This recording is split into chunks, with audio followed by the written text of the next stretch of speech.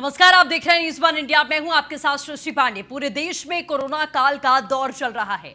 अपने अपने स्तर से सरकार और जनता इसकी रोकथाम के लिए लगातार कोशिशों में लगे हैं।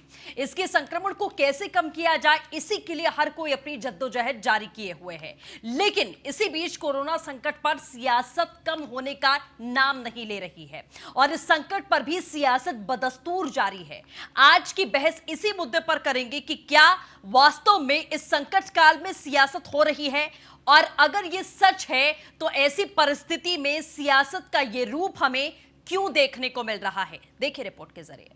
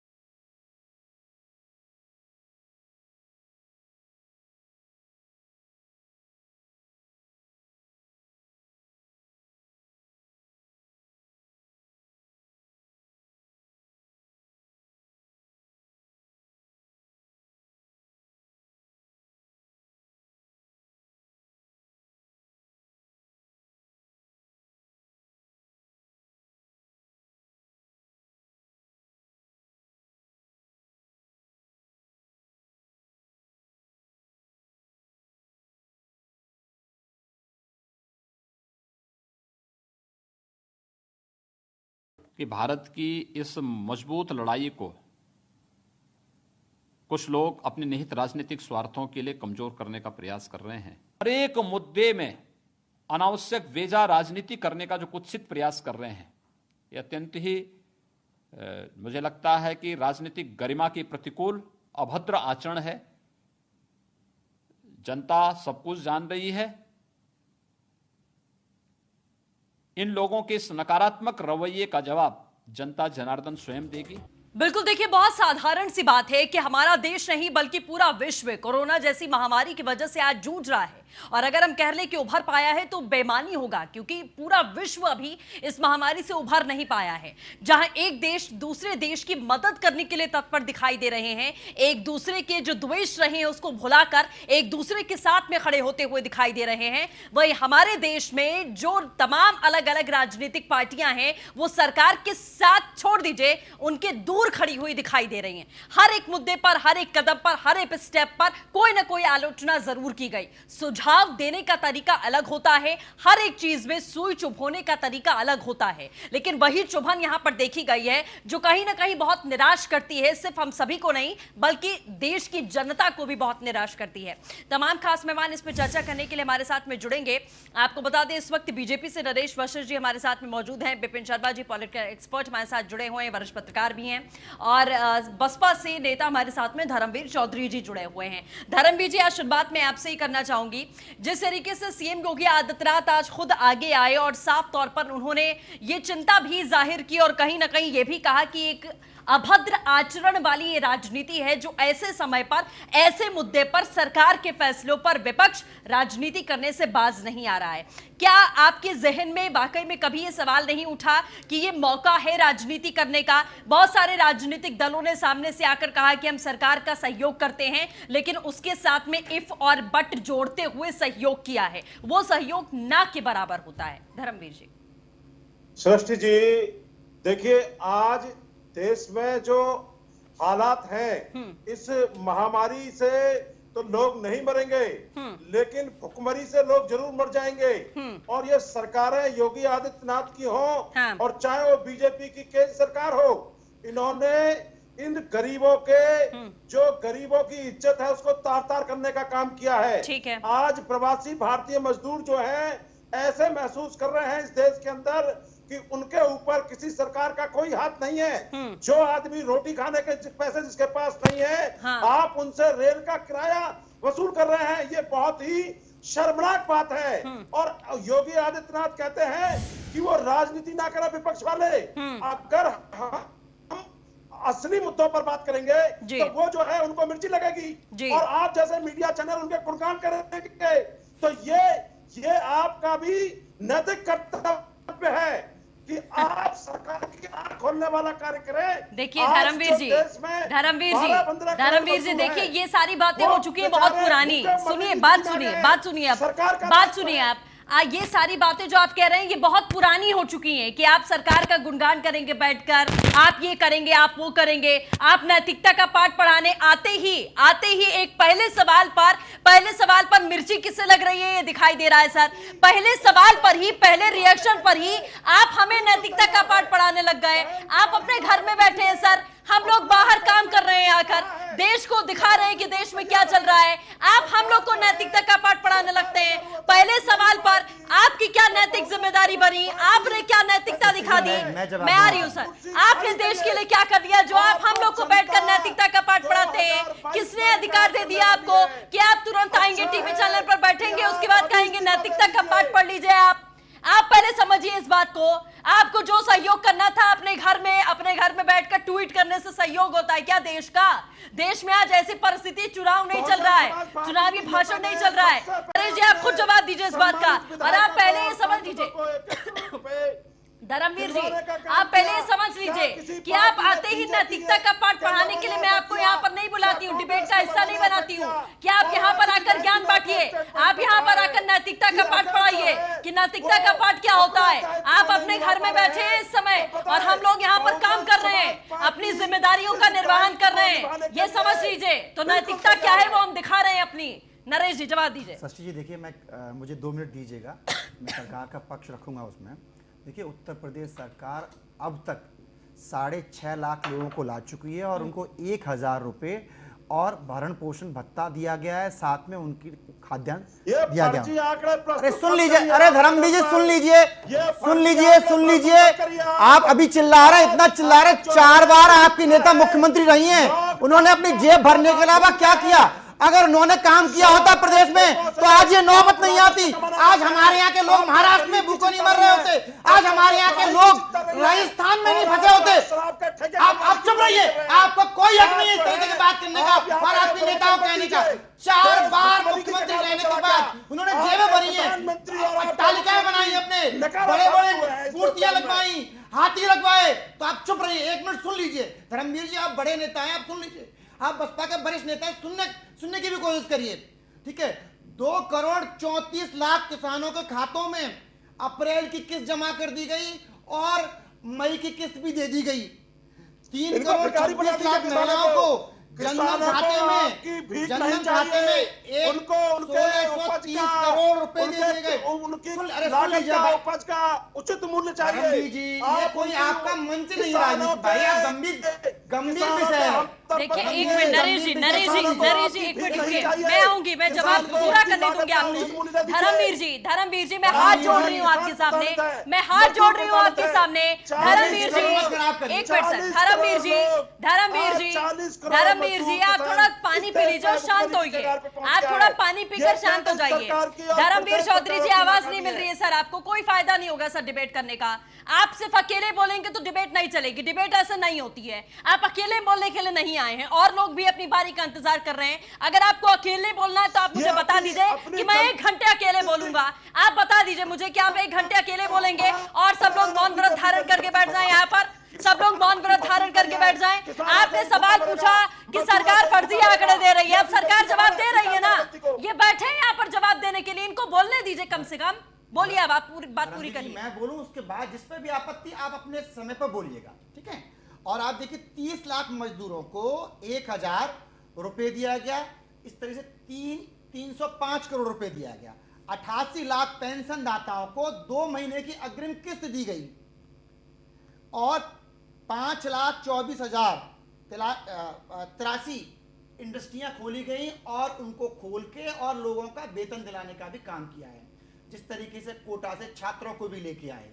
तो धर्मवीर जी, इस चीज को आप समझिए, जिस तरीके से काम प्रदेश में हो रहा है, जनसंख्या में उत्तर प्रदेश पहले नंबर पे है देश में, बट संक्रमितों की संख्या में 7वें नंबर पे है। और सारे देश में जो रिकवरी की रेट है वो 27% है और उत्तर प्रदेश में 33% है, सारे देश से 6% ज्यादा है। तो जिस तरीके से काम यहाँ पे प्रदेश सरकार कर रही है, वो तो जमातियों ने अगर 60% केस न बढ़ाए होते तो आज उत्तर प्रदेश बहुत अच्छी स्थिति में होता, जिस पे आप लोग बोलने को तैयार नहीं ठीक है नरेश जी। दीपक झा साहब जुड़े हैं।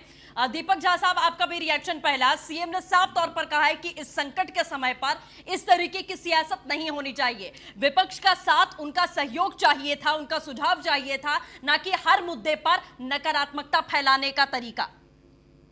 जी, सृष्टि जी, सबसे पहले मैं आपको एक बात बताना चाहूंगा कि सरकार जो बोलती है कि हमें विपक्ष का साथ चाहिए और नकारात्मक तरीका नहीं चाहिए, नकारात्मक तरीका मैं जानना चाहता हूँ क्या है। अगर आप इनको सलाह देते हैं, इनको सजेशन देते हैं, तो कहते हैं कि आप हमारी बुराई करते हो, आपको हमारी अच्छाई नहीं दिख रही है। आप इनको आंकड़े मांगते हैं तो घिसे पिटे आंकड़े दिखा देते हैं। ये सरकार, जो केंद्र सरकार और उत्तर प्रदेश सरकार जो इतने आंकड़े दे रही थी, मोदी जी भी अभी 5 दिन पहले बोले थे हमारी देश की अर्थव्यवस्था बहुत मजबूत है। आप सृष्टि जी, मैं एक जनरल मैन आदमी के हिसाब से बात करूंगा कि कॉमन आदमी जो उत्तर प्रदेश का है, देश का है, वो समझ सके।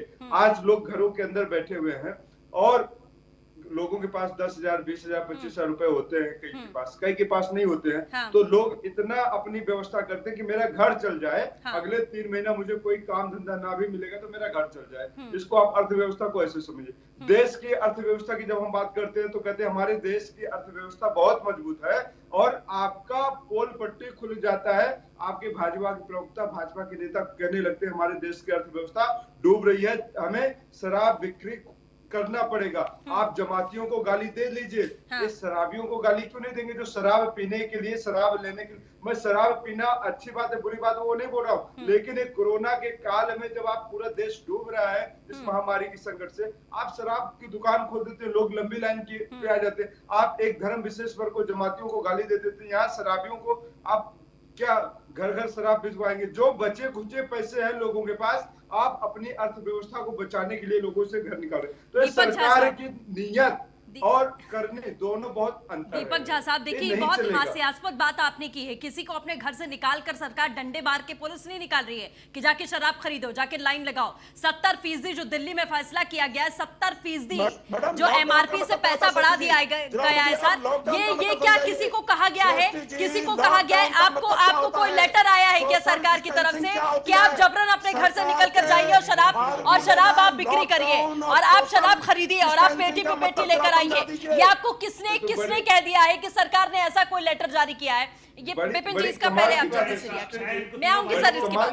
दुकानें आप खोलेंगे और लोगों को बोलेंगे कि आप आइए बातें शराब बोलना चाहूंगा। अरे सुन लीजिए, देखिए बीच में शुरू मैं ये बोलना चाहूंगा, सबसे पहले मामला जो उजागर हुआ, जो संक्रमित पाया गया, 45 वो कनिका कपूर का पहले मामला आया, किसी धर्म से जोड़ा नहीं।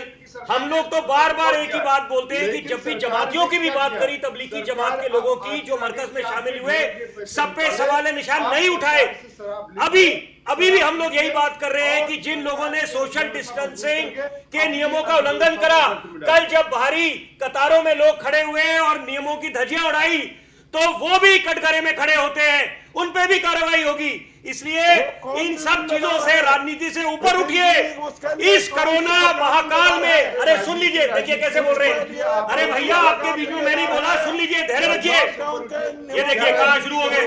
अरे ऐसे क्या सार्थक चर्चा करेंगे आप सार्थक चर्चा ऐसे करेंगे? देखिए, मैं एक मिनट विपिन जी एक मिनट, आप अपनी बात कंप्लीट करिए। एक मिनट सर, एक मिनट, हॉचपॉच मत क्रिएट करें। धर्मवीर जी, दीपक झा साहब, मैं बार बार आप सभी से निवेदन कर रही हूं, जिसका नाम लिया जाए प्लीज अपनी बात रखिए। ऐसे आप लोगों की किसी की बात समझ में नहीं आ रही है, निवेदन है मेरा बार बार, प्लीज बिपिन जी अपनी बात पूरी कर ले। आप लोग काउंटर करिए, आपको मौका दूंगी मैं। बिपिन जी आप कृपया अपनी बात पूरी करिए। मैं ये बोलूंगा, देखिए हम लोग पत्रकार लोग हैं और संतुलित होकर बात करते हैं। आप देश को उभारना चाहते हैं तो क्या सुई चुभाएंगे पहले? आप पहले सियासी रोटियां सेकेंगे?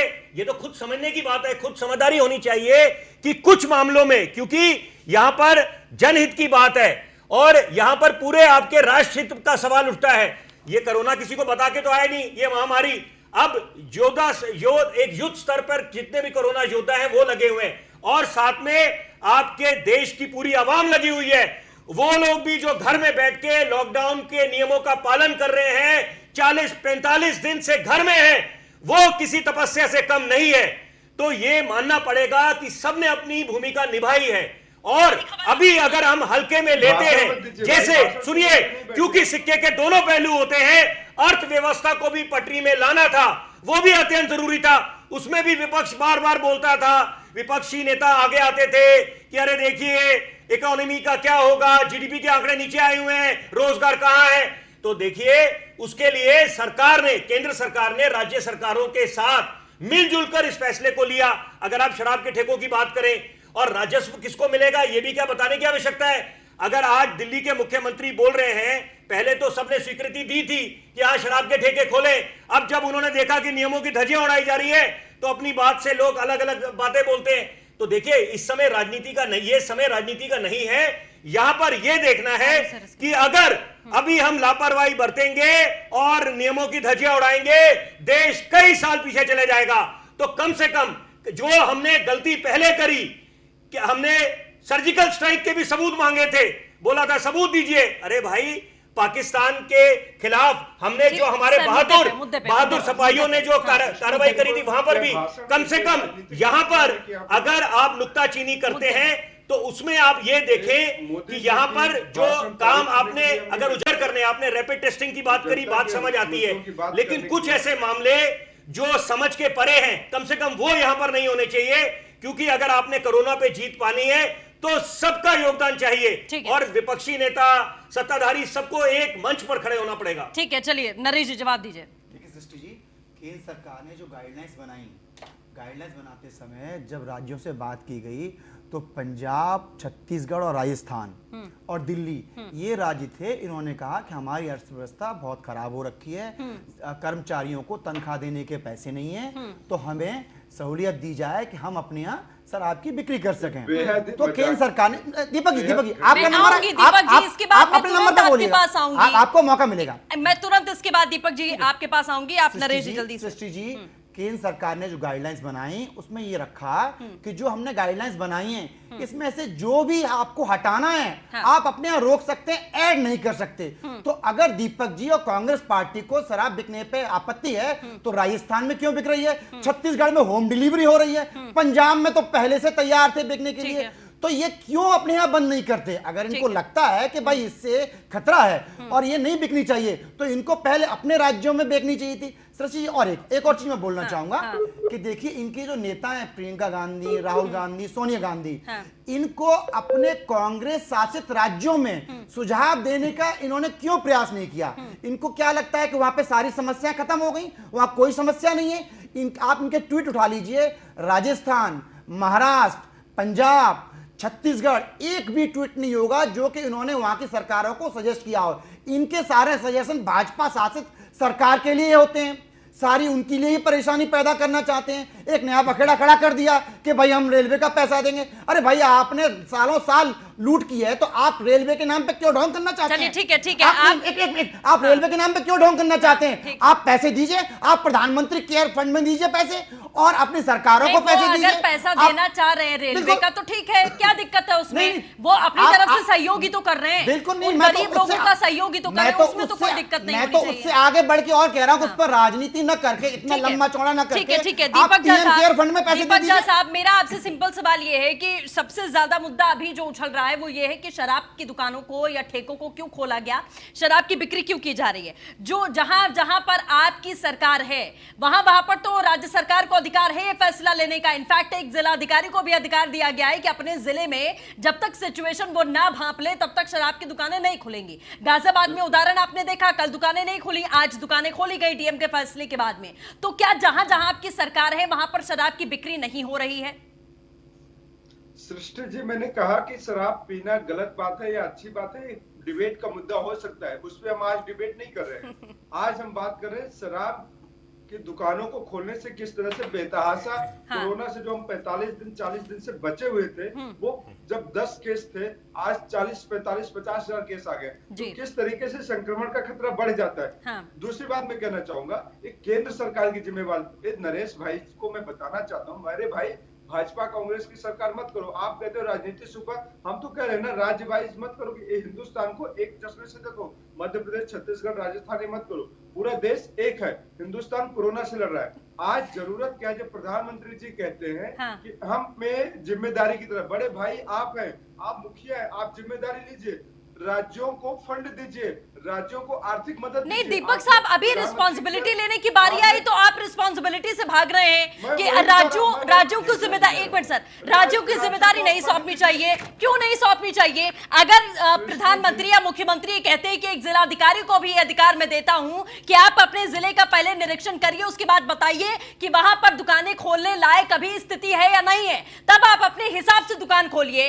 आप एक तरफ राहुल गांधी ने सबसे ज्यादा अपोज किया लॉकडाउन का कि लॉकडाउन में रहकर हम अपनी अर्थव्यवस्था को नहीं बना सकते। 40 दिन पूरा देश लॉकडाउन में रहा, जोन वाइज पूरे देश को डिस्ट्रीब्यूट किया गया, फिर दुकानें खोली गई अर्थव्यवस्था को पटरी पर लाने के लिए। तो अगर यह फैसला इतना गलत है, कोरोना इससे 50% ज्यादा बढ़ चुका है, तो आप अपने राज्यों में जहां आपका अधिकार है ये फैसले को बदलने का, वो फैसला आप क्यों नहीं बदल देते? केंद्र सरकार आपको बाधित नहीं करती है इस चीज के लिए?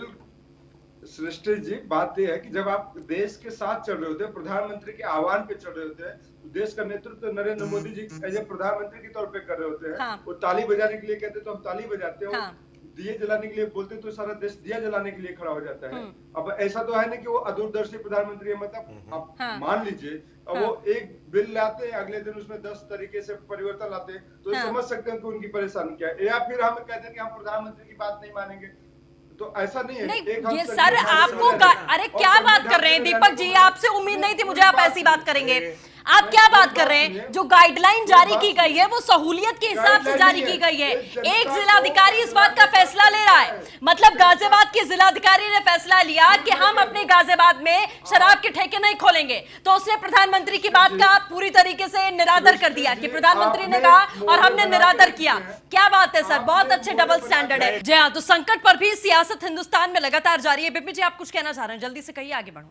मैं ये पूछना, एक बड़ा सरल सा सवाल पूछना चाहता हूं दीपक झा जी से और धर्मवीर चौधरी जी से कि आप देखिए कि जब कोविड इंस्पेक्शन टीम और आईसीएमटी जो इंटर सेंट्रल मिनिस्ट्री टीम होती है, वो जब दौरे पे जाती है इंस्पेक्ट करने की, जहां पर कोरोना के क्या एक राज्य में जब चुन के वो जाते हैं, तो अगर उनको रोका जाए, क्योंकि आपने बात करी अभी फंड्स की, दीपक जी ने शायद बात करी थी फंड्स की, तो आप एक तरफ जब राज्य सरकार अपेक्षा रखती है कि केंद्र की तरफ से उनको आर्थिक मदद मिले, और खासकर क्योंकि कोरोना महाकाल का दौर चल रहा है, तो आप कोरोना काल का दौर चल रहा है, तो आप इसमें क्या बोलेंगे कि पश्चिम बंगाल में जब वहां के राज्यसभा के सांसद ने, डेरेक ओब्रायन ने बात करी कि ये जो टीम आई है एडवेंचर टूरिज्म कर रही है, और उनको रोका गया कई जगह पर, जो उनके अधिकारियों ने बताया, जो कोविड इंस्पेक्शन टीम वहां पर मुआयना करने की थी और देखने गई थी कि कितने लोग ग्रस्त हैं इससे और संक्रमण कहां तक फैला है, किस स्टेज तक पहुंच गया कोरोना, उस पे आपकी क्या प्रतिक्रिया है दीपक जी और धर्मवीर जी? ठीक है, धर्मवीर जी से शुरुआत करना चाहूंगी, दीपक जी इसके बाद आपके पास आऊंगी। धर्मवीर जी शुरू करिए। सृष्टि जी, मुझे आप एक बात बताइए। हाँ। ये जो यहाँ बीजेपी के काबिल प्रवक्ता बैठे हैं, हाँ। मैं इनसे भी और आपके माध्यम से पूछना चाहता हूँ, हाँ। कि दो महीने से ये देश लॉकडाउन में चल रहा है, हाँ। प्रधानमंत्री जी ने जैसा कहा इस देश के नागरिकों ने वैसा ही किया, हाँ। आज ऐसी कौन सी मजबूरी आ गई कि ये सरकारें, चाहे वो केंद्र सरकार हो चाहे वो स्टेट की सरकारें हो, अपने फायदे के लिए पूंजीपतियों की गोद में जाके बैठ गई। लो, मैंने कुछ और सवाल पूछा आपसे, मैंने आपकी इंस्पेक्शन की बात करी। अरे भाई, आप पहले सवाल तो समझिए। राजस्थान की सरकार ने कोई आपत्ति नहीं जताई, राजस्थान की सरकार ने कोई आपत्ति नहीं जताई, मध्य प्रदेश की सरकार ने आपत्ति नहीं जताई, महाराष्ट्र की सरकार ने बोलने दीजिए, विपिन जी बात पूरी करने दीजिए। ठीक है, बात पूरी करिए, आप कहना क्या चाह रहे हैं, सब तात्पर्य क्या है ये बताइए जल्दी से। मैं ये कहना चाह रहा हूँ सृष्टि जी कि आज गरीब आदमी मर रहा है, हाँ। और आज सरकार ने सरकारी ठेके खोल दिए, हाँ। लेकिन सरकार ने लॉकडाउन के नियमों का कौन सी सरकार ने पालन किया, हाँ। कौन जिम्मेदार है उसके लिए? ठीक है धर्मवीर जी, अब मेरा एक सवाल है, भूख से कितने लोग मर गए, भूखमरी से कितने लोग मर गए, भूखमरी से कितने लोग मर गए ये बताइए खाली, भूखमरी से कितने लोग मर गए? आप गाना गा रहे हैं तब से गाना गा रहे हैं सर कि भूख के मारे लोग मर रहे हैं, भूखमरी से कितने लोग मरे, कौन कहां का आंकड़ा है, लाके दीजिए आप मुझे। भूखमरी से कितने लोग मर गए आप आंकड़ा दीजिए, भूखमरी से कितने लोग मरे आप आंकड़ा दीजिए सर, कोरोना से कितने मरे उसका आंकड़ा है मेरे पास, भूखमरी से देश में कितने लोग मर गए इसका आंकड़ा दीजिए आप। भूखमरी से मौतों पर आप डिबेट मत करिए। नहीं, आपने सवाल किया, आपको जवाब देना पड़ेगा। आपने कहा भूखमरी से मौतें हो रही है लोगों की, बताइए कितने लोग मर गए, ये बताइए। रैपिड किट में भ्रष्टाचार में कितने? धर्मवीर चौधरी जी, अगर आप कोई बात बोलते हैं तो उसको साबित करने का भी दम रखिए, उसको साबित करने का दम रखिए। भूखमरी से कितने लोग मर गए, भूखमरी से हमारे देश में कितने लोग मर गए, इसका क्या आंकड़ा है आपके पास? ये मरवाने का काम कर रही है सरकार जो है वो कभी भी गरीबों का साथ दीपक जी से पूछ लीजिए वही सवाल एक बारी कि जांच की टीम अगर जाती है किसी राज्य में केंद्र की तरफ से, तो इसमें राजनीति होनी चाहिए ना नहीं होनी चाहिए? खुलवा दिए, उनको जांच का हक है या नहीं है? चाहे वो उत्तर प्रदेश की सरकार हो, चाहे वो केंद्र सरकार हो, ये सरकारें फेल हो चुकी हैं। मैं सृष्टि जी आपके माध्यम से ये सरकार से पूछना चाहता हूँ, आपसे पूछना चाहता हूँ, आप बड़ी पत्रकार हैं, आपका चैनल भी बड़ा है, क्या अप्रैल के महीने में वर्ल्ड बैंक ने भारत की सरकार को कोई कर्ज दिया कोविड-19 के लिए? ये मैं आपसे पूछना चाहता हूं, जरा मुझे बताइए। सर, आपसे जो सवाल पूछा गया क्या आपने उसका जवाब दिया? आपने उसका जवाब दिया? आपके ये कहने से धर्मवीर जी आपको लगता है, आपको वाकई में लगता है, नहीं धर्मवीर जी आप समझ क्या रहे हैं, आपको वाकई में लगता है ये कह देने से कि भूखमरी से लोगों की मौत हो रही है, भूखमरी से लोग मर गए, सरकार ने कुछ नहीं किया, सरकार लोगों को मार रही है? आपके ये राग अलापने से, आपके ये गाना गाने से ये सारी बातें सच हो जाएंगी सर। आप अपने एसी के कमरे में बैठकर, मायावती जी अपने एसी के कमरे में बैठकर ट्वीट पे ट्वीट करके आपने कितने गरीबों का पेट भरा, आपने कितने गरीबों का पेट भरा? क्या 10 लोगों को भी खाना खिलाया बसपा ने? आपने कितने लोगों का पेट भरा? आपने अपने मोहल्ले में कितने लोगों को खाना खिलाया? जो सत्ता लोग आपने अपने कितने लोगों को खाना खिलाया? बताइए आप बताइए आपके पास जवाब है।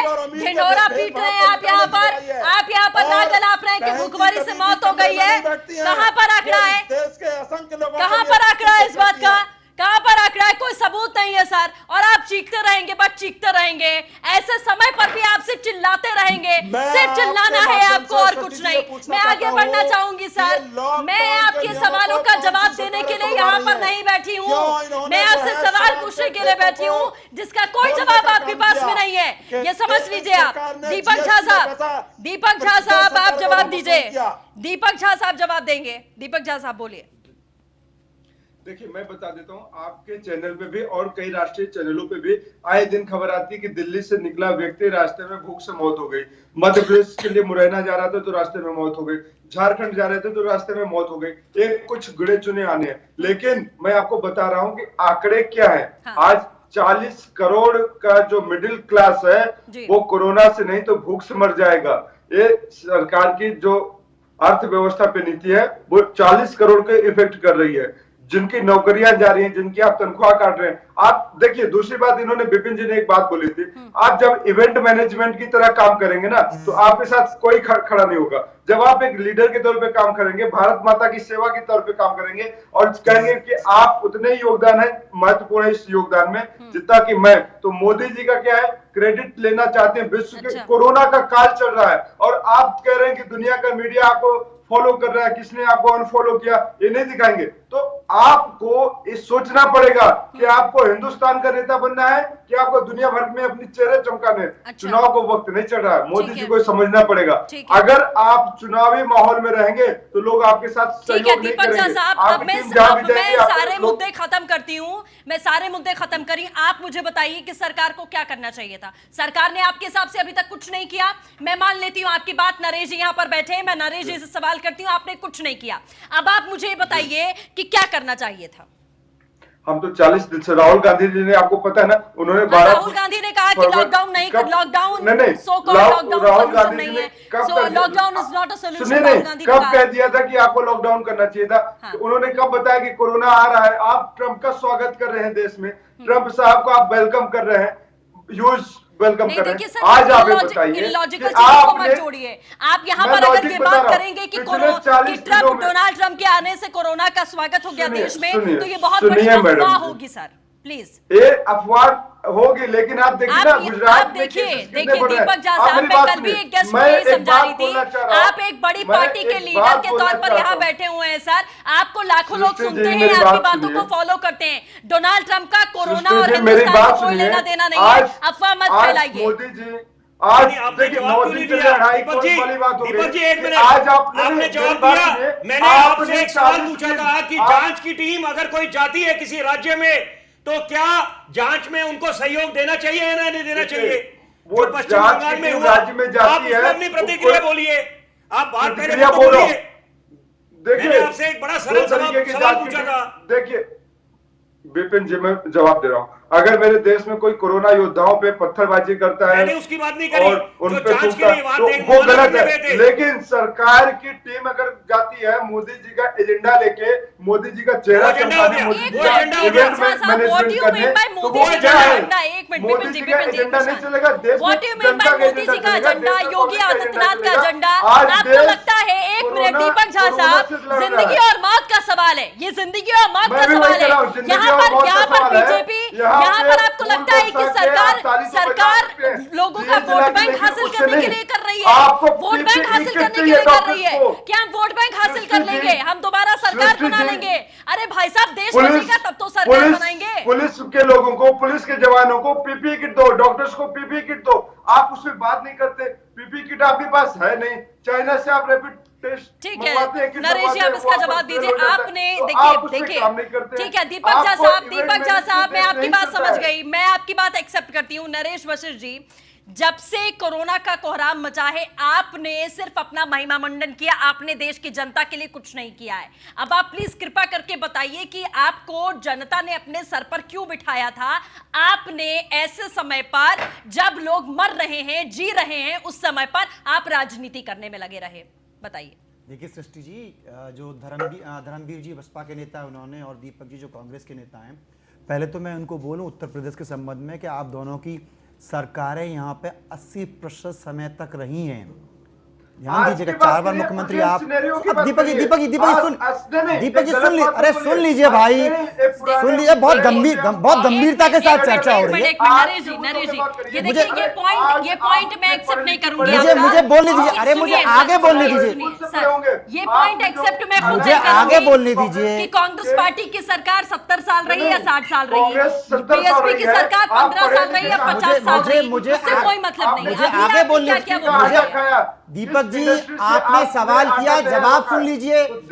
दीपक जी सुन लीजिए, आपने बोला मैं चुप रहा, आप सुन लीजिए। उसको दोष देने से कुछ नहीं होगा भाई साहब, वर्तमान में बात करिए। मैं वर्तमान की ही बात कर रहा हूं, मैं वर्तमान की ही बात कर रहा हूं। दीपक जी, अभी तक गांधी जी को, नेहरू जी को दोष देने से काम नहीं चलेगा। दीपक जी अब सुन लीजिए, जनता ने आपको मैंने आपको बताया कि कितने करोड़ कामगारों को पैसे दिए जा चुके, कितने करोड़ महिलाओं को 500 रुपए दिए जा चुके। इसके अलावा आप समझिए गेहूं की खरीद जो हुई है उसके लिए 5,713 क्रय केंद्र खुले हैं और अभी तक, आज तक बता रहा हूं, 123 लाख कुंटल खरीद हो चुकी है। और जो भी बाहर से हमारे कामगार मजदूर आ रहे हैं वो प्रदेश में आएंगे, उनके लिए इंतजाम किया हुआ है मनरेगा के तहत और दुग्ध समितियों में उनको काम देने के लिए। और अभी तक, मतलब आज तक बता रहा हूं मैं आपको, आज तक जो है वो 10 ट्रेनें आ चुकी हैं, 10 ट्रेनें आ चुकी हैं, 5 और 6 ट्रेनें आज आ जाएंगी, 9 ट्रेनें चल चुकी हैं और 6 ट्रेनों की सहमति मिल चुकी है। और प्रदेश में एक भी केस नहीं है कि भूख से किसी की मौत हुई हो। बिना, हर किसी को राशन देने को कहा गया है, किसी के पास अगर कागजात नहीं है उसको भी राशन देने को कहा गया है। अफवाहें मत फैलाइए धर्मवीर जी, आप और आप कांग्रेस के नेता, कि यहाँ भूख से मौत हो रही है। एक भी मौत नहीं हो रही। हो सकता है कि आप राजस्थान की बात कर रहे हो, महाराष्ट्र की घटना की बात कर रहे हो, महाराष्ट्र में हुई है उसकी बात कर रहे हो, या झारखंड की बात कर रहे हो, छत्तीसगढ़ की बात कर रहे हो। प्रदेश में जिस तरीके से कोरोना को रोकने के उपाय किए गए, सारे देश में उसको फॉलो कर रहे हैं, सारे देश में उसको मान रहे हैं। सारी दुनिया में मोदी सरकार द्वारा किए गए प्रयासों की तारीफ हो रही है, यूएनओ प्रयासों की तारीफ कर रहा है। अभी दुनिया जहां से मतलब नहीं है, अभी तारीफ से मतलब नहीं है। मैं बिल्कुल इस बात से इत्तेफाक नहीं रखती, अभी किसी चीज से मतलब नहीं है। दीपक जी मैं आपका सवाल लूंगी, लेकिन मेरा सवाल सर आपसे ये है कि देखिए, नरेश जी ने आपको आंकड़ा दिया, मुख्यमंत्री योगी आदित्यनाथ ने आज खुद आंकड़ा दिया कि हमने इतने मजदूरों के लिए, गरीबों के लिए, लोगों के लिए। सुनिए, अब क्या उन आंकड़ों को जो कह रहे हैं कि हमने इतना पैसा दिया, इतने लोगों को खाना दिया, इतने हजारों मजदूरों को हम वापस लेकर आए, जो मजदूर अलग राज्य के हैं उनको भी हम खाना प्रोवाइड करा रहे हैं, क्वारंटाइन सेंटर में सबको रख रहे हैं, क्या इस बात का सबूत लेकर बीजेपी को कांग्रेस पार्टी और बसपा के दरवाजे पर आकर खटखटाना चाहिए और कहना चाहिए कि भाई साहब ये हमने किया है, आपके सामने हम ये सारे काम कर रहे हैं, साइन कर रहे हैं, आप कृपा करके सहमति दे दीजिए। क्या भारतीय जनता पार्टी को ये करना चाहिए? नरेश जी को आप इस बात की सलाह दे दीजिए, नरेश जी को मानना भी चाहिए ये बात। अब आप बताइए। सृष्टि जी, मैं इनकी बात अगर सत्य है, अक्षरशः सत्य है, तो मैं इनको बधाई देता हूं कि इन्होंने जनता का बहुत भला किया, उपकार किया इन आंकड़ों से, लेकिन वास्तविकता कहीं कोसों दूर है। दूसरी बात, इन्होंने इतने आंकड़े गिनाए, लेकिन ये आंकड़े नहीं गिनाए कि दुनिया में बोले कि हिंदुस्तान हमारा 7वें देश में आबादी में नंबर 1 है, कोरोना में अभी 7वें नंबर पर है। इन्होंने ये नहीं बताया कितने लोगों पे कोरोना टेस्ट किया गया, कितने सैंपल कलेक्ट किए गए और कितने 22 करोड़ की आबादी में आपने कितने टेस्ट किए। मेरे को पहले इसका जवाब दीजिए, तब मैं आगे की बात करूंगा। ठीक है, नरेश जी कितने टेस्ट किए आपने? नरेश जी जवाब देंगे। नंबर गिनाना बहुत आसान है। नहीं, मैं आपको बता रहा हूं उत्तर प्रदेश को लेके, कि उत्तर प्रदेश में 10 लाख पे जो आंकड़ा है वो सबसे कम है संक्रमित का, और टेस्टिंग का सबसे ज्यादा है 10 लाख पे। नहीं, आप प्रतिदिन 1 लाख से ज्यादा उत्तर प्रदेश में टेस्टिंग हो चुकी है, 1 लाख से ज्यादा टेस्टिंग हो चुकी है उत्तर प्रदेश में। वाह, ताली बजाते हैं आपके लिए, ताली बजाते हैं आपके लिए। नहीं, आप बता दिए राजस्थान में कितनी हो गए, मध्य प्रदेश में आप ताली बजाने के लिए। मोदी जी ने कहा तब आपने ताली नहीं बजाई, तब थाली नहीं बजाई, आप यहाँ ताली बजाने के लिए। आपको मजाक सूझ रहा है, आपको मजाक सूझ रहा है या मजाक हो रहा है, आप ताली बजा रहे हैं। नरेश जी एक मिनट, नरेश जी और दीपक जी देखिए, इस मजाक चल रहा है, आप ताली बजा रहे हैं। आचरण भी नहीं चलेगा। आप लोगों ने मजाक बनाकर रखा है, आप दोनों लोगों ने मजाक बनाकर रखा है। इतने सीरियस मुद्दे का आप लोग मुखार बनाने के लिए बैठे हुए हैं यहाँ पर, एक दूसरे पर कीचड़ उछालने पर बाज नहीं आ रहे। कोई राजनीतिक सभा लगाकर नहीं बैठी हूं मैं कि आपको इलेक्शन जीतना आने वाले समय में और आपको भी इलेक्शन जीतना है। मामले की गंभीरता को समझते नहीं है आप सभी लोगों को। हाथ पकड़कर एक दूसरे का साथ आज देना चाहिए था। वो जनता जो 50 दिन से 40 दिन से लॉकडाउन में है, जिसे नहीं पता है कि मौत उसके दरवाजे पर खड़ी हुई है, उनको आप ये दिखा रहे हैं, आप ये समझाने की कोशिश कर रहे हैं कि हमारा हिंदुस्तान ऐसा है कि आपस में ही लड़ो मरो और कोरोना को हराने के लिए कोई रणनीति मत बनाओ, बस एक दूसरे के ऊपर लालचन लगाते रहो। सिर्फ यही काम है आप लोगों का। विपिन जी, मैं ये बोलना चाहूंगा, देखिए कभी भी, अरे सुन लीजिए दीपक जी, एक मिनट, मैं ये बोलना चाहूंगा, अगर कोई एक तरफ मकसद क्या है, मकसद ये है कि कोरोना को हराना है और हिंदुस्तान को उभारना है, इस काल से, कोरोना काल से उभारना है, तो देखिए सियासत ही करते रहेंगे, राजनीति करते रहेंगे, नुक्ताचीनी करते रहेंगे तो बेड़ा पार नहीं होने वाला। ये बात जान लीजिए, ये बात समझाने की भी जरूरत नहीं है। लेकिन मैं ये बोलना चाहूंगा कि अगर कोई राज्य, किसी एक राज्य में ज्यादा संक्रमण के मामले आए हैं तो उसमें भी राजनीति नहीं होनी चाहिए, लेकिन पारदर्शिता बनानी है, आपको ट्रांसपेरेंसी दिखानी पड़ेगी। उसमें आप अपने आंकड़े छुपाएंगे तो कैसे काम चलेगा? एक तरफ आप अपेक्षा रखते हैं, उम्मीद रखते हैं कि आपको केंद्र सरकार की तरफ से आर्थिक मदद मिले। देखिए ना, पहले आरबीआई ने जब बूस्टर शॉट दिया था, मैं उसका वर्णन, उसका उल्लेख करना चाहूंगा कि 1,76,000 करोड़ का, ताकि इकोनॉमी को कुछ बूस्ट मिले, इकोनॉमिक स्टिमुलस की बात चल रही है। और देखिए, किसी को बताने की आवश्यकता नहीं है कि आर्थिक मंदी से पूरा विश्व ग्रस्त है इस समय, चीन और अमेरिका की ट्रेड वॉर के कारण। और ये सिर्फ हिंदुस्तान की जीडीपी के आंकड़े नीचे नहीं आए हुए, हर जगह यही हाल है। और अगर अब हिंदुस्तान को आपने उभारना है इस संकट से, इस चुनौती की घड़ी से, तो उसमें यहां पर तो देखिए कम से कम इस घड़ी में एक होना पड़ेगा। आप हेल्दी क्रिटिसिज्म करिए, वो बात समझ आती है। मैं राज्य सरकार की इसलिए बात उठाई, मामला पश्चिम बंगाल के लिए मैंने इसलिए बोला क्योंकि अगर आप कोरोना योद्धा जो है, और खासकर जब जांच की टीम वहां जाती है, अगर आप वहां पर सरकारी काम में बाधा डालेंगे तो ये डायरेक्ट वॉयलेशन है जो डीएमए है, डिजास्टर मैनेजमेंट एक्ट का। तो ये तो बात समझनी पड़ेगी। आप अगर आंकड़े छुपाएंगे, और ऐसे अंदेशा जताया गया था, तो ऐसे छुपाने की क्या आवश्यकता थी? अगर वो लोग, जांच की टीम वहां इंस्पेक्शन करने गई है तो वो शायद आपकी भलाई के लिए थी, उसमें राजनीति की तो बात नहीं है। रही बात जो सुन लीजिए, जो मोर्टेलिटी का रेट उन्होंने पश्चिम बंगाल का बताया है, वो भी विचलित करने वाला है। बहरहाल बात यह है कि पैनिक करने से कुछ नहीं होने वाला, लेकिन समय यह है कि आप यहां पर, हम लोग सब राजनीति भुलाकर यह देखें कि हिंदुस्तान पहला देश विश्व में बने कि जिसने कोरोना को मुंह तोड़ जवाब दिया है और कोरोना से देश की नैया पार लगाई है। लेकिन वो तब तक मुमकिन नहीं होगा जब तक हम ये सियासी रोटियां सेकना बंद न करें और ये जो ओछी राजनीति है वो छोड़ दें, उससे परे जाना है। ये सब पे लागू होता है, ये सब पे, मैं सबकी बात कर रहा हूं, भाजपा की भी बात करूंगा, कांग्रेस की बात करूंगा, बसपा की बात करूंगा, सब लोग शामिल है, आम आदमी की भी बात करूंगा, दिल्ली की जो सरकार जो जिनके हाथ में है सत्ता। लेकिन यहां पर आपने ये देखना है कि ये संकट की घड़ी है, लोगों के तपस्या को आप क्यों भूल जाते हैं? लोग जो इस समय लॉकडाउन की अवस्था में बैठे हुए हैं घर में, उन पे कितने तनाव है, मानसिक दबाव क्या है, वो अगर हम भूल जाएं। बाकी देखिए ना, कोरोना योद्धा जो है अपनी जान जोखिम में डाल के सड़कों पे उतरे हुए हैं, ये देख, हर एक की अपनी भूमिका है।